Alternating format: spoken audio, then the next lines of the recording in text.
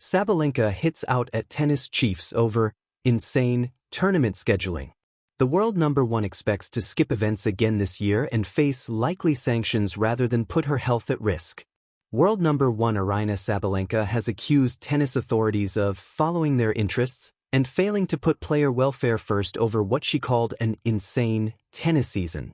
The Belarusian expects to skip events this year rather than put her health at risk over the course of the season, even though she knows she is likely to be sanctioned by the WTA Tour for doing so, the world number one said on Thursday. Great fitness, Sabalenka says. Battle of the sexes match paid off. List 2 of 4. Nadal beats Medvedev to win Australian Open and record 21st slam. List 3 of 4. Kyrgios beats Sabalenka 6-3, 6-3 in Battle of the Sexes tennis showdown. List 4 of 4. Sabalenka vs Kyrgios, all to know ahead of Battle of the Sexes blockbuster. End of list. Top players are obliged to compete in all 4 Grand Slams, 10 WTA 1000 tournaments and 6 WTA 500 events under WTA rules, with the punishment for missing them ranging from rankings points deductions to fines.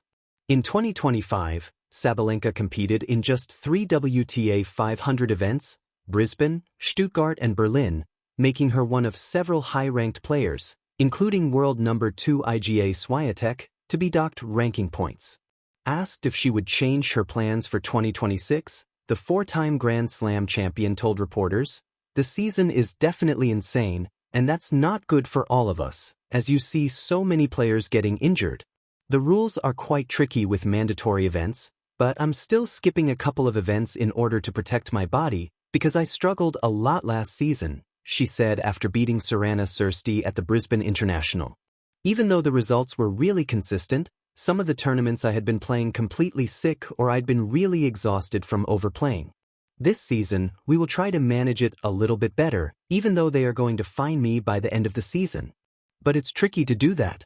You cannot skip 1000 events. It's really tricky, and I think that's insane what they do. I think they just follow their interests, but they're not focusing on protecting all of us." The number of events in the tennis calendar has been a frequent complaint in recent months among the sport's biggest names. Men's world number one Carlos Alcaraz is another to have voiced concern about the amount of tennis he plays, although he has also signed up to feature in lucrative exhibition matches. He faces great rival Jannik Sinner in one such event on Saturday in South Korea, barely a week before the Australian Open. The men's and women's circuits have faced criticism due to their 11-month seasons, and both tours came under new scrutiny during the Asian swing towards the end of last year, with injuries piling up. The clash between a champion and the calendar, Sabalenka versus tennis chiefs. In the high-speed world of professional tennis, where athletic prowess meets commercial interests, a new tension has ignited, not just on the court but in the corridors of power. At the center of this unfolding story is Aryna Sabalenka, the world's top-ranked women's player. Known for her trademark fire, thunderous serves, and relentless competitive spirit, Sabalenka has recently turned her attention off-court to confront what she describes as an insane tournament schedule imposed by tennis authorities. Her critique strikes at the heart of a system many pros feel is struggling to balance commercial appetite with human limits. Al Jazeera +1. Sabalenka's outburst, more than just a compliment to performance. Sabalenka's recent comments came during the Brisbane International, a tournament that serves as an early test of form ahead of the Australian Open. After winning her opening match, she didn't merely discuss tactics or fitness. Instead, she confronted the structure of the tour itself. "The season is definitely insane," she said bluntly, arguing that the sheer number of required events was neither sustainable nor healthy for the athletes competing at the highest level. Al Jazeera. She called out tennis authorities, particularly those overseeing the Women's Tennis Association, WTA, accusing them of prioritizing their own interests over player well-being. According to Sabalenka, the calendar has become so packed that players are pushed to the brink of exhaustion, often playing while battling illness or fatigue, a reality she knows firsthand. Yahoo Sports. 2. What does the schedule actually require? To understand Sabalenka's frustration, we must look at the numbers. Under current WTA rules, top players are required to participate in all 4 Grand Slams, 10 WTA 1000 tournaments, 6 WTA 500 events. Failing to meet these requirements can lead to sanctions ranging from ranking point reductions to monetary fines. This mandatory structure pushes players to compete in events even when their bodies scream for rest. Reuters. In 2025, Sabalenka herself took part in only 3 WTA 500 events, Brisbane, Stuttgart, and Berlin, leading to deductions in her ranking points. She was not alone. Other top players like Iga Swiatek also faced penalties under these stringent participation rules. Yahoo Sports.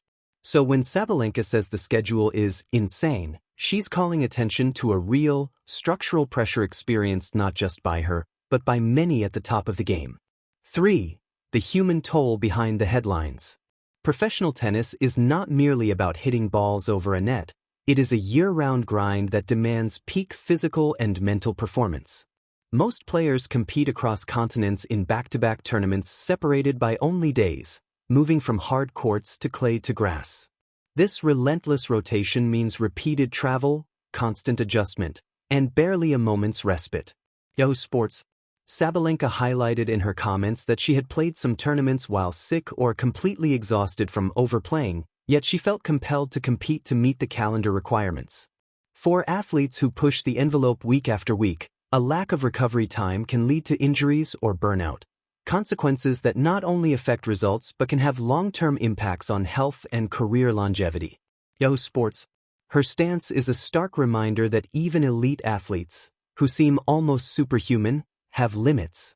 The notion that a tennis season extends nearly 11 months intensifies this issue, with little breathing space between competitions. Al Jazeera. For, will she change her approach in 2026? Remarkably, Sabalenka announced her intention to skimp on some events in 2026, even if it means risking fines or rankings penalties. Her decision is not one taken lightly. She acknowledges the tricky nature of the rules and the complicated balance between maintaining a top ranking and safeguarding her body. Reuters. But in choosing to prioritize her health and long-term performance over short-term compliance, Sabalenka has ignited a conversation that many players have quietly harbored. By publicly voicing these concerns, she isn't just making a personal statement, she's signaling a challenge to the system that governs the sport. The broader discontent in the tour. Sabalenka is not alone in her critique. Other players, including male stars, have also expressed concerns about the packed schedule. Carlos Alcaraz, the world's top male player, previously warned that the demanding calendar could kill players in some way. Full star.